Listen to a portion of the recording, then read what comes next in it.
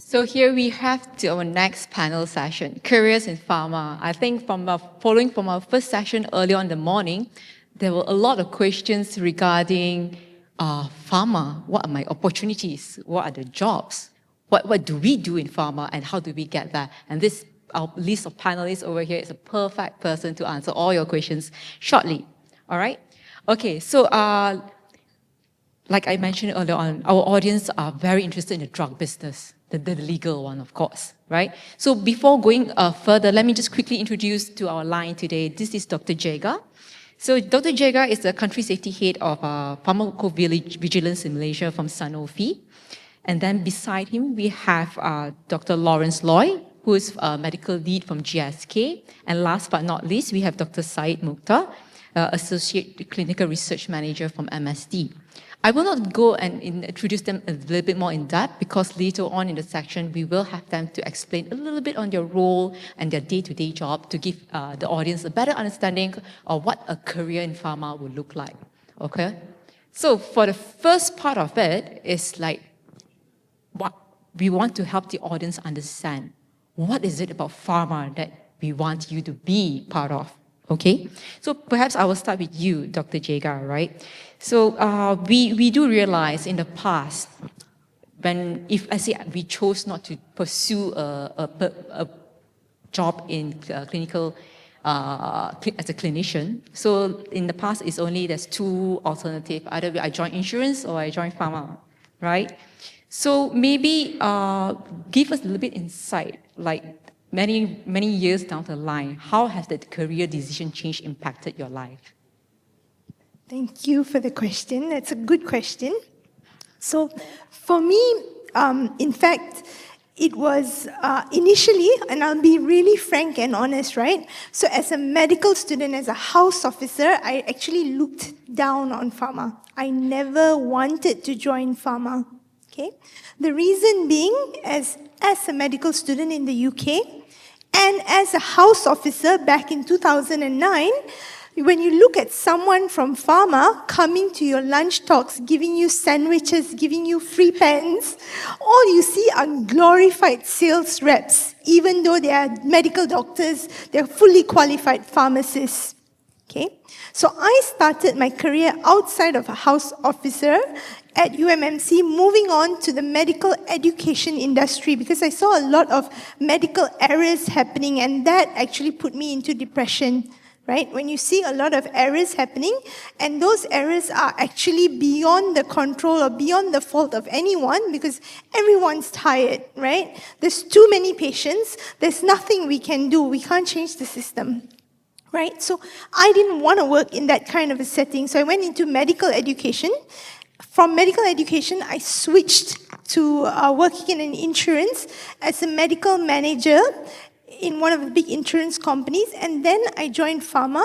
And my first pharma company was actually GSK. Now I'm in my second pharma company, and it's called Sanofi-Aventis. And after joining GSK and now being in Sanofi, I can tell you that the role of a medical doctor or any professional in the pharma industry is not that of a glorified sales rep. There is so much of science behind what we do. In fact, we do more things to prevent harm for patients by preventing the drugs from reaching the wrong hands. What we believe in pharma is the right patient getting the right medication for the right indication. Not all drugs are suitable for every patient. And that is the role that I play in pharmacovigilance. It's not just about side effect reporting. It also develops and provides data into clinical trials and medical affairs. But what I really like about pharmacovigilance is you as a medical doctor, you sit there, you help out with educational materials for healthcare professionals, whether they are patient materials or HCP-facing materials, giving warning for products as old as 60, 70 years old. The science keeps changing every day. So being able to warn prescribers, hey, these are the new side effects that we've learned about the product after a product has been in the country for 60, 70 years. It's very fulfilling. We're trying to prevent harm to other patients. So this is my role in Sanofi at the moment. Thank you. That's not just another role, Satujika. That's a very important role, I think, in maintaining the drug safety profile and putting it at a very national and global level, right? So moving on, maybe Dr. Syed, I'll skip you, Lawrence, for shortly, right? So tell us a little bit more. So from your switch from, as a clinician, you go down into your medical research and clinical research, which go tight hand in hand with pharmacovigilance, right? What are the things that you felt you did good or good decision that you make? Right. Sorry. So I always tell people why I'm in clinical research. So when I say clinical research, I don't do research in labs. So I run human trials. Okay, I'm a project manager for human trials, and there is a huge number of clinical trials in Malaysia. Okay. So I always tell people why I like to do clinical trials is that I sleep, breathe, and I married to clinical trials, okay? When I was in medical school, I like reading publications, particularly those randomized controlled trials. And you know, you look at it and you always ask, what is odds ratio? What is hazards ratio? What is statistically significant? Those are the things that sparks my interest in trying to explore clinical trials. So I don't really regret leaving clinical medicine, really I don't. When I joined clinical trials, I started as a clinical research associate. Well, basically it's study monitors. It's the person who goes from hospital to hospitals, really checking out that hospitals are running the clinical trials according to the protocols, to the SOP, the regulations of a particular country. And now I get promoted, so I'm a project manager. I oversee clinical trials across Malaysia and Singapore, end-to-end, delivery end-to-end. So at the moment, we are looking at feasibility. That means when you want to start the trials, validation feasibility, right down to submission to NPRA, to the ethics committee, to recruitment, looking for patients, get the hospital to look for human trials participation, and then collect those data and then submit this data to our statistical colleagues in MSD for analysis. That's pretty much what I do, yeah. That's truly insightful. So I think the first 5 minutes itself, we already recognize that doctors, they have a role to play in terms of drug safety, in terms of clinical trials, and even medical strategy. So I think now let's move a little bit deeper into each and every of their role. And here, Lawrence, this is your chance right now, right? Share with us as a medical lead at GSK. So what do you do? What's a day in your work life looks like? So as a medical lead or anyone in the medical affair, usually we started as a medical science liaison.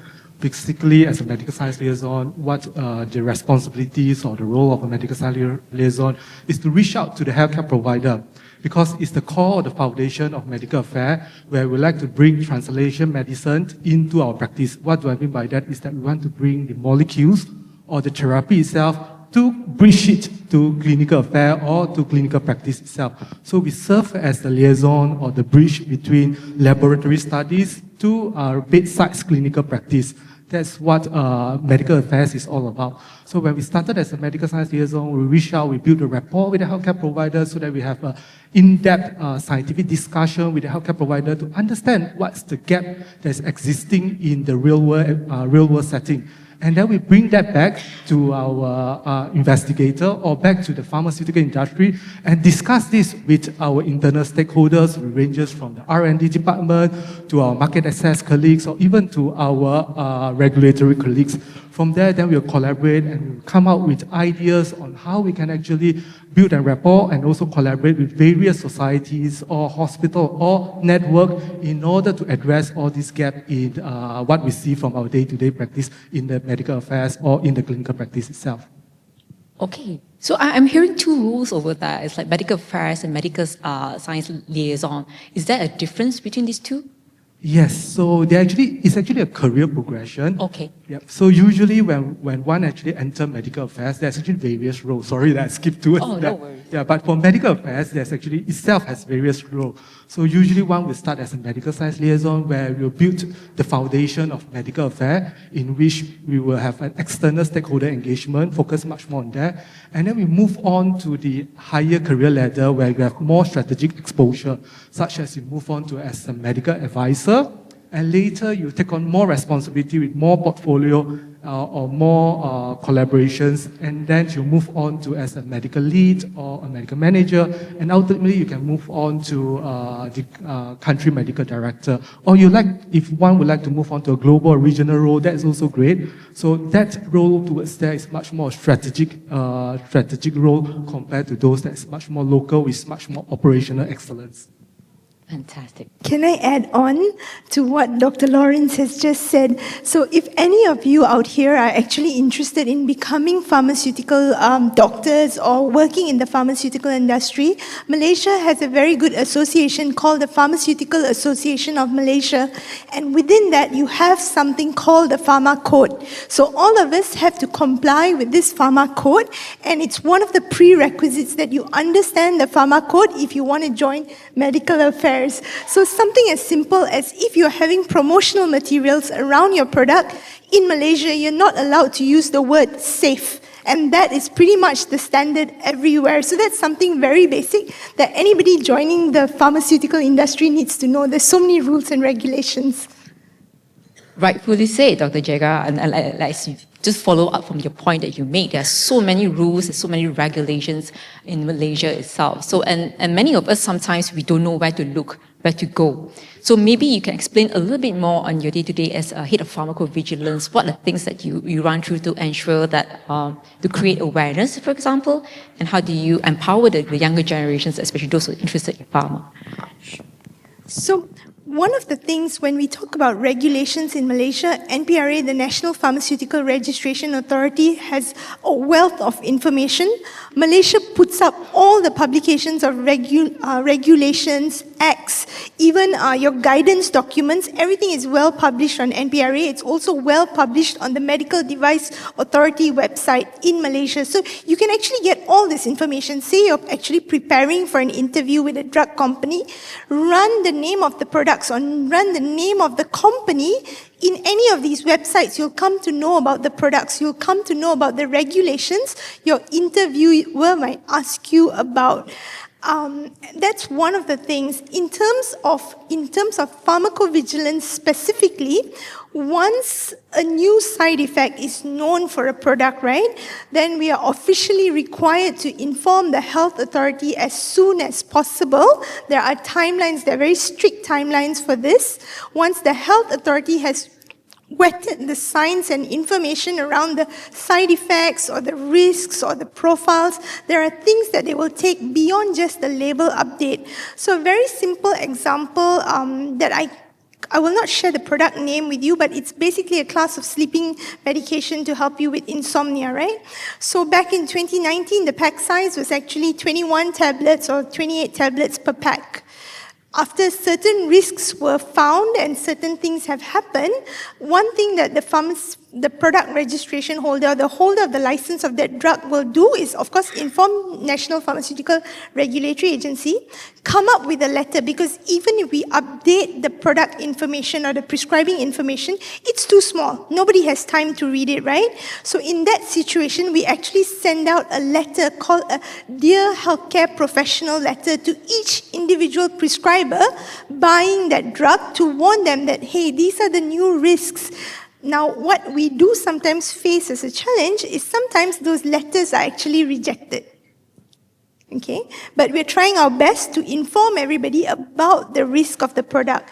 And subsequently, this information will also be published on the NPRA website under the section called Safety Alerts to ensure all healthcare professionals in Malaysia, whether you're a pharmacist, nurse, or doctor, you can be well aware of this if you subscribe to it or you click and open these things and read it. Now, what happens as a pharmaceutical company, let's say a risk is proven to be true, right? What we can then do, this sleeping tablet that I told you about, our pack size has reduced not from 28 tablets, it's now down to 14 tablets. We restrict the sale of these medicines to anyone and everyone. We control distribution. So these are the additional things that we do. There's so much of compliances that we take to ensure the safety of our patients ultimately. Hope that answers the question. Thanks. That does. This is a very overview insight, actually, into what do you do. Coming back to you, Dr. Syed, right? You did mention earlier on you are like a project manager of sort for clinical trials. So when we talk about designing clinical trials and managing clinical trials, maybe give a very quick run through of how do you manage that? Okay, so in clinical trials, designing clinical trials by big corporation pharma company is not done locally. So what I'm trying to say is that if you are doctors, you join pharma, you wanted to design a clinical trial protocol, it is unlikely to happen here. Okay, just wanted to be honest. So in at least in my company, this is designed by a group of people called clinical scientists, and these are doctors or nurse practitioners. They become a clinical trialist. They design clinical trials. Of course, they don't design it alone. They have got panels of advisory board that are looking into the protocol. There are various people looking into the protocol. Now, my role locally, well, regionally, is to oversee the delivery of an already written clinical trial protocol. So think about you have a protocol to try and see whether this drug is effective or not. My role is to make sure that the hospitals in Malaysia and Singapore and Indonesia, that we select good hospitals. They are able to recruit trial participants. They can give us good data, good quality data, and that these hospitals are able to conduct the trials in accordance to the protocol that coming from the company, and that everything that is generated is not fake. These are real results. Why is that matter? Is because down the line, these people are going to speak to the doctors and try to get this drug prescribed. So we need to make sure that data that are coming in are of high quality. In short of what I do, okay, in my day-to-day what I do is that I must make sure that the hospitals that we reached out to do exactly as what it's written in the protocol. One, do is exactly what the NPRA says we must do when we conduct clinical trials. And there is this very big thing, I'm not sure if you've ever heard, called GCP, Good Clinical Practice. In running clinical trials, good clinical practice is like a Bible. Really, it's like a Bible. You have to follow them to the T, to every letter that how it's spelled. But I enjoy it. I want to say why I enjoy it. Okay, I want to say why I enjoy it. When I first start in clinical trials, I involved in this drug, I can't say the name of the drug, okay? MSD has a big compound in immunotherapy oncology. It changed the landscape of how clinicians treat solid tumors. It really is, okay? And one of the trial participants, okay, it was a stage 4 NSCLC with mets to the liver, various other organs, they still survive today. It really is amazing when you see it firsthand in clinical trials on how drug or product change patients' life. And every time I look at it, every time I go to the hospital, open the notes and see these patients are surviving beyond what was typically happen, I get goosebumps every time, and that gets me excited to do more clinical trials, I would say. I am loving Dr. Syed's passion over here. You can literally see emanating from him, right? Okay, so we have already recognized all the distinct roles that and opportunities in pharma, and we all recognize also that it's of growing importance. So I think the next part of the session is how do we get there, right? Perhaps maybe we will start with you, Lawrence, this time, right? So when you transition from a doctor to be a medical affairs, right? So what are the steps that you have taken? Well, the most important step is to step out first from clinical practice. reach out to those that are already in the pharmaceutical industry, try to build some rapport, talk to them, get to understand more about what is it about. Because the pharmaceutical industry itself offers various responsibilities and roles, and each of them are really distinct by themselves. And we are really doing different parts of the roles that we actually deliver to the clinical practice itself. So the first part is to step up and to talk to those that are already in the industry. And then we as a medical doctor or any healthcare provider, our undergraduate certificate, that's the golden ticket to actually assess. Of course, when we move to different countries have different criteria. For example, in the UK nowadays, as medical affairs become much more competitive and also the requirement is much more stringent, they require additional training in medical affairs itself, where we require a specialist title in medical affairs or pharmaceutical practice itself in order to gain a role in medical affairs. So basically, the pharmaceutical industry is just looking for someone who has an experience in clinical practice and also an undergraduate degree. But being said so, an add-on postgraduate training would be added value because of the reason that pharmaceutical industry usually look for disease experts, meaning that we have some experience regarding certain therapeutic area where it will gain the benefit in terms of serving as a bridge between the laboratory or the investigator and those that are practicing in clinical practice. Because we have gone through that experience, seeing the patient at bedside, we know what they want actually from the clinical practice, and also we will understand from the laboratory what their key objective is. So then we can actually help to bridge both sides. It's good to know. Dr. Jega, do you think that additional accreditations or like certain courses that somebody needs to take to reach to your level? Definitely. I have a basic medical degree. My second degree is an LLB, so law degree. And my third one is a master's in public health. But to be honest, we don't need to have all these qualifications to step up, exactly like what Dr. Lawrence said. The first step is to just try, right?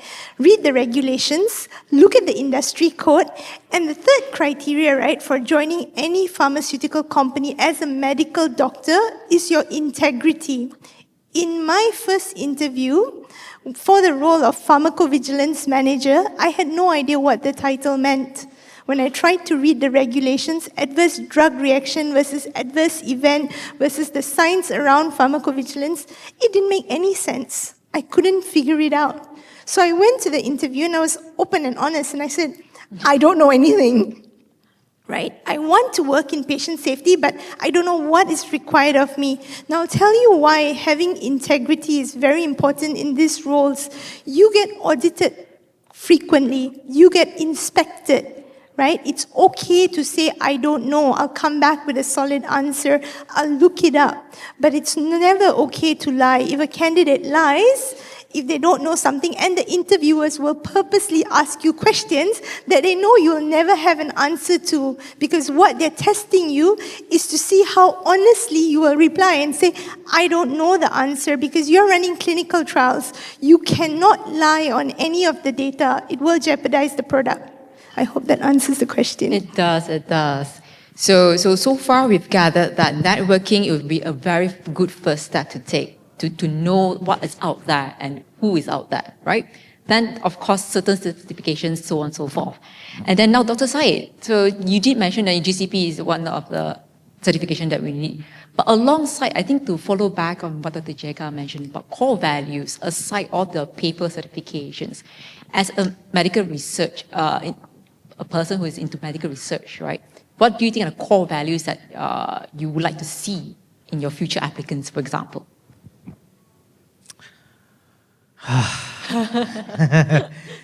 Clinical trials. Doctors always say, we work long hours. 2 days ago, I worked 16 hours straight with no lunch. Try that. I think one of the things, if you want to survive in clinical research, as a medical doctor, as anybody, is have that grit. Grit to understand, grit to learn, and really a tenacity to learn something new. In running clinical trials, whatever trials that we are doing is not yet in clinical practice. I can pretty much pull out any CPG, okay? And then I can show you, well, your patient's got syphilis, give these particular antibiotics. If we are talking about clinical trials, it's not yet there. Back in 2016, that particular immunotherapy that I was talking about, we don't even know if it's going to work. But now it's a blockbuster and it changed the landscape of how we treat our patients. I think that's pretty much it. Wow. Okay, that's great to hear. So in this particular final segment, before we move on to the Q&A session, we have about 5 minutes, right? So moving ahead, when we talk about the role of physician, not only in the leadership position, but also in pharma, as we move forward, whether or not we like it, technology and AI will be part and parcel of your day-to-day operations, right? So moving forward, maybe Dr. Jaya, do you believe that our generation of doctors these days, be it pursuing a career in pharma or so on and so forth in medical insurance, is that a skill set that you need to develop further? Definitely. Having curiosity is very important. Being able to adapt to new technology, whether it's AI, if you used to use PowerPoint, then you need to know how to use Canva, for example. Everything changes, so keeping up with technology is very important. An Adobe Acrobat version, like from 2 years ago, or even 6 months ago, is no longer the same version. You need to be able to find things automatically. And as AI comes into the picture, you actually need to understand how AI works so that you can validate the questions or answers generated, the responses generated by AI. You need to be able to cross-check and verify, is the literature that it's actually pulling out, is it authentic or is the AI hallucinating? So you need to keep up with the current trends of what's happening with technology, be conversant with it. But again, if you don't know, there's no harm of learning on the job. Everyone starts from somewhere. That's all. That's very good to hear. It's encouraging. But so AI will be coming, regardless of whatever role. I think it will be there to as an adjunct to our position.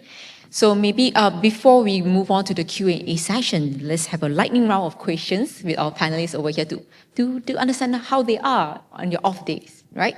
So I'm going to ask this question and then we will get a short one-liner answer from you. Okay, let's start with Dr. Syed. So this is for all, what is your prescription on your day off? Please sleep. That's just because I have a lack of sleep in doing my job. So sleep is very much needed. Digital detox, because of the reason Oh, that... wow. Okay. Because we're really constantly engaged with our laptop most of the time. Yeah. We're on the run. So it's the best time to actually dissociate from all this and get connected with nature or your friends and family. I'm going to say clean my house. All right, okay. So a very quick sum up, essentially. So thank you so much for our, before we move to Q&A, not done yet, right? So we have understand the different roles that pharma has to offer to our young doctors or any specialists alike who are looking forward to. Yeah. Can I actually add one thing? If Yeah, you sure, don't mind, sure, sorry, sure. 2 minutes. When you join pharma, okay, don't think and assume you have to sell drug. You don't have to. Okay, I joined pharma and I'm running clinical trials and I'm happy doing it. Okay, that's one. And when people talk about clinical trials, I just wanted to let you know that as of last year, we bring in, the whole industry bring in about 1.38 billion ringgit Malaysia in terms of GNI. And every year, clinical trials generate for this country about 300 million ringgit Malaysia. And sometimes people ask why drugs are so expensive. I'm going to give you one more example. One trial hospital takes about 10 million ringgit to run one clinical trials. So the opportunity in clinical trials is huge.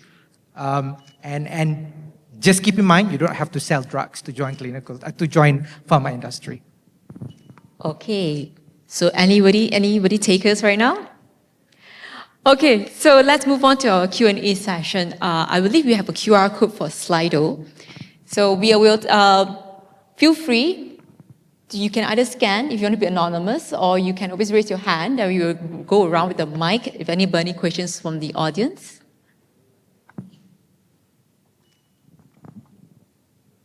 Nobody wants to join the pharmaceutical industry? You're not pitching high enough. Yeah, right there. There's courage in you.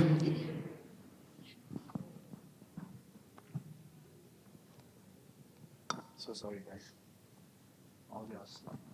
Hello, good afternoon, everybody. I'm Dr. Harbin. Basically, what I want to know is how did you transition from your previous role in probably Ministry of Health? How did you get out? What were the steps like in summary, in brief, just to give us an idea of what do we do, what do we look out for? Thank you.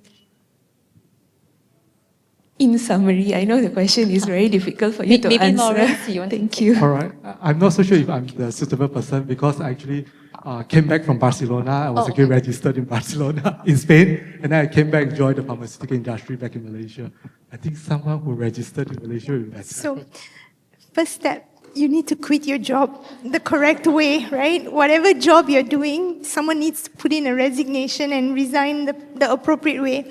And the second thing is, back then when I decided to quit being a practicing doctor, it was very hard. There was no such thing as disruptive doctors, right? And my parents didn't take it very well. They're like, oh my God, right? So it wasn't easy. The only two career options wasn't insurance and pharma. The only two careers that existed in my parents' mind was you can become a politician like Dr. Mahathir. So it wasn't a good fit. So the first thing is to quit. The second thing is to know, but before quitting, now that you have platforms like Disruptive Doctors, right? There's so much of forum, there's so much of information available. Make those informed decisions, research about where you want to go, start applying for jobs. Take the first step before you even resign, start applying for jobs.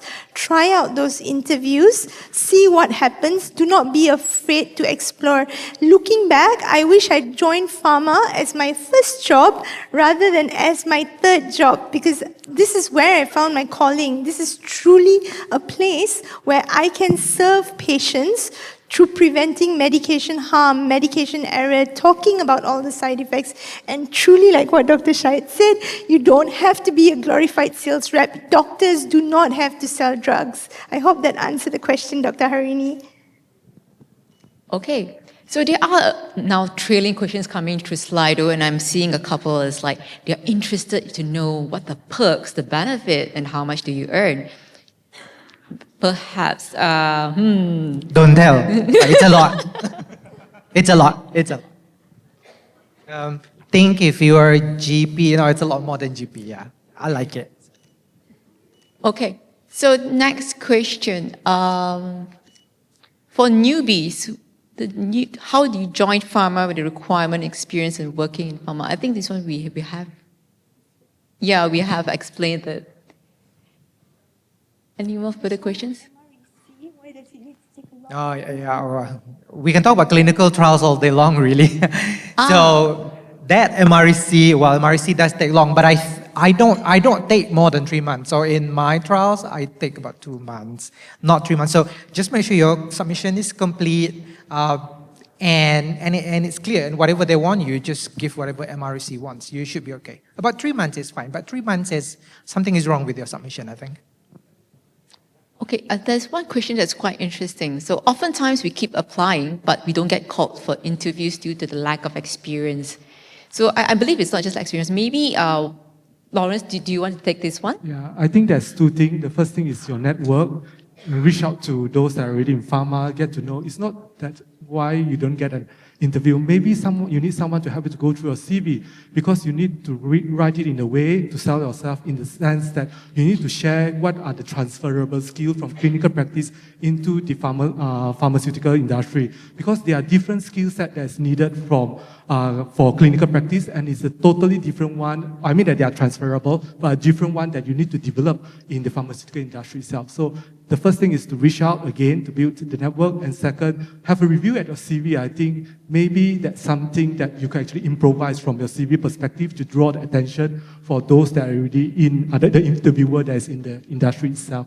I'm not so sure if Syed have anything to add on. In clinical trials, unfortunately, okay, even when I start my role in clinical trial, I start as a study coordinator. Not sure if you've ever heard of that title. It's essentially the person in hospital, the person who go and enter those clinical trials data, collect those, and asking like, sorry, are you okay today? And writing up those stuff. I start small. I take pay cut to be in clinical research industry, and it pays off. Okay. So let's take one more question. We have 5 minutes left, right? So where do we apply or search job for CRM? Dah hilang dah, question 2.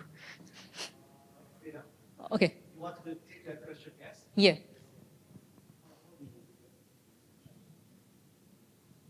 Wow, the range of salary is really a popular question. Do you want to give them a ballpark figure, maybe? From here to here? I think they get more. Clinical research consume money, so we get less salary. Oh, okay. Yeah, so here, where do we apply or search job for CRM or CRA related? I think I was previously involved with a lot of clinical trials in my old hospital and already have a GCP. So many questions on clinical trials. So, Good. if you go to LinkedIn and you search for clinical research manager, clinical research associates, you'll see a lot of pop-ups. But I just wanted to be clear, there are 2 types of organization that hire this. One is the pharmaceutical company themselves, like myself, MSD. But also there are some contract research organization. Basically, think of them like a third party who run clinical trials. These are big contract research organizations. And they're fun to work with too. Try that. But to be there, I would highly advise, if you are willing, I'm not asking you to, but if you're willing to take a pay cut, go and become a study coordinator. I cannot state enough to a lot of people. If you have a medical degree, you work 1 year as a study coordinator, suddenly the trajectory change. But without that study coordinator role, it's a bit difficult to then go on become a CRA, or clinical research manager like myself, or clinical scientist, or whoever, above me. Maybe I can add on a little bit to what Dr. Syed and Dr. Lawrence just said. So other than having the network, right, like running your CV through your peers, looking at what's transferable, one thing you could do, which I did other than network, was to apply through the bigger consulting firms like Robert Walters, and you have Michael Page. These are also specialized recruiters who will recruit you to join into the pharma industry. So they will kind of like coach you, polish you, what you say, how do you answer certain questions, do's and don'ts, because when you step into pharma, there are a lot of rules that we need to follow. Okay. So one last question from the Slido. So here, what is the wow factor that pharma people want to see from Disruptive Doctor? Wow, I'm going to open this. Maybe we take 2 answers. I go first. Well, the wow factor, I think that my opinion is go big in pharma, because of the reason that you need to be bold and you need to reach out. I felt that from my previous experience, I was actually quite timid, and my personality itself is introvert, whereas pharma, that depends on the department, you need to be quite extrovert. So it's a big step for me to leap up from clinical practice to pharma itself. And also in your career in pharma, there's a lot of projects that we need to be bold, think big, because we need to think in a bigger scale. I mean that in clinical practice is good, in which the impact is very in-depth, whereas in pharma, the impact is the width itself, where you are helping to change the disease population rather than a single patient. Okay, so perfect. So here we have all you need to know about pharma, right? The roles, the opportunity, and the impact that what a clinical doctor can perform in the pharmaceutical industry in that sense. And we have already heard from our panelists what are the necessary values that you need to develop along the line to reach a certain position, be it in medical research, medical liaison, medical affairs, or pharmacovigilance. And with that, let's give a round of applause to our very good panelists today. Thank you so much. Good job, good job. Thank you so much, Hui Mei, and our esteemed panelists.